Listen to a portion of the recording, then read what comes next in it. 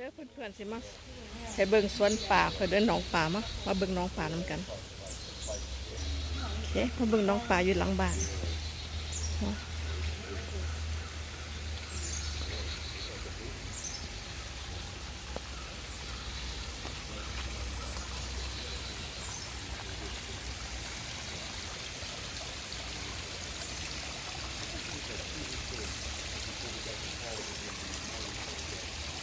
มาทั้งพี่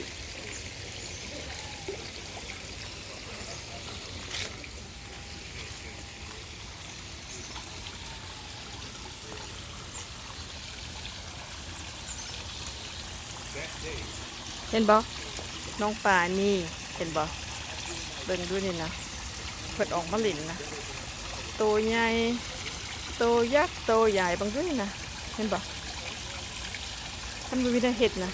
พี่น้องเอ้ยก็มาเบิ่งน้องปูน้องป่านี่จะสู้เป็นนางพิษเทียงกันเด้อเพราะว่ามันบ่เจริญเด้อโอเคเบิ่งน้องป่านี่นะบ่เจริญมาเบิ่งนี่โอเคเห็นบ่ลิ้นนี่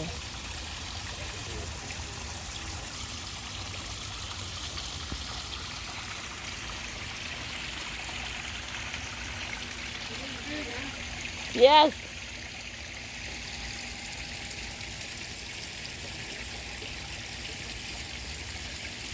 นี่จะป่าเลยยานบ่กูเป็นตะยานหรอกหุ่มสมสเวทหูสเวตานั่งสมาธิเห็นบ่น้ำตกกบข่อยเป็นกบบอเป็นกบเด้อเห็นบ่น้ำตกเด้อ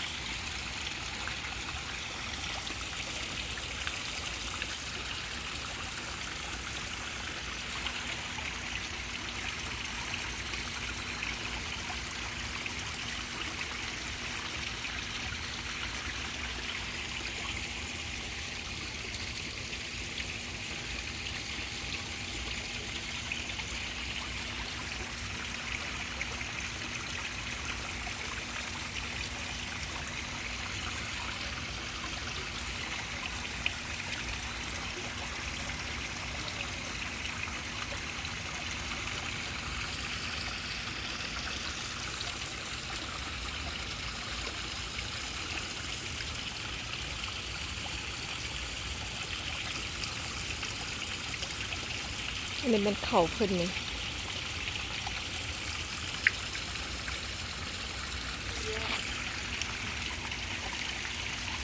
เบิ่งเด้อเบิ่งป่าเด้อซุ่มดี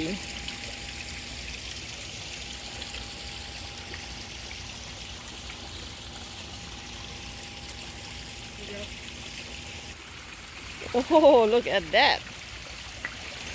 look at that oh my goodness fight each other oh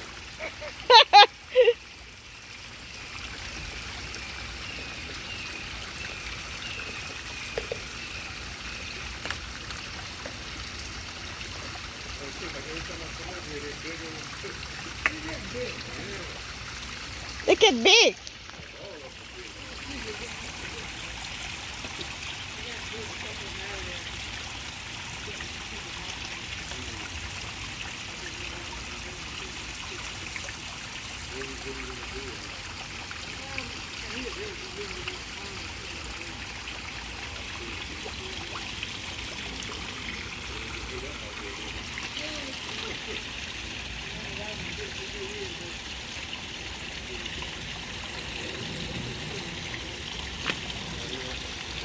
น้ำตกตาดเด้อเพื่อนๆเด้อน้ำตกตาดเนี่ย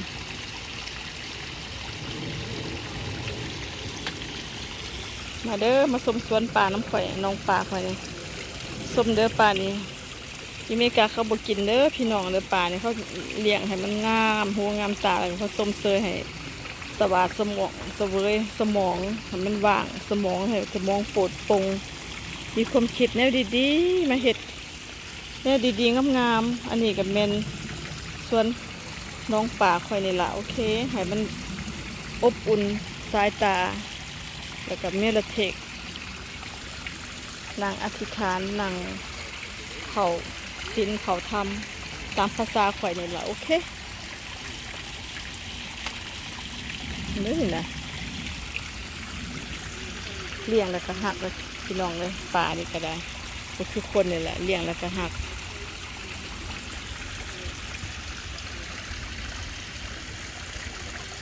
เบิ่งด้วยเนี่ยอยากกินจนหมดตุ๋ยเลยนะมันตุ๋ยอุ้ยลุยอยู่เนี่ย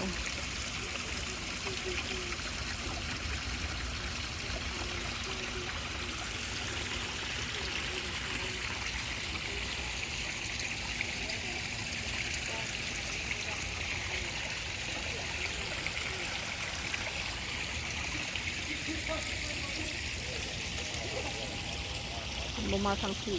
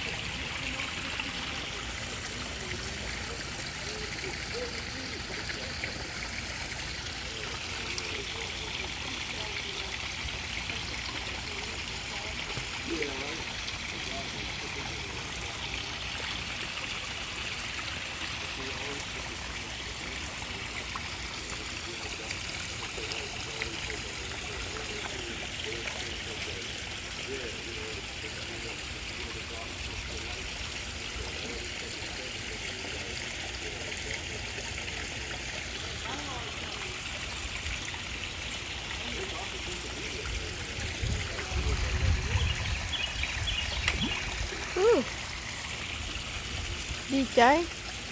ดีใจดีใจเข้ามาดีใจเข้ามา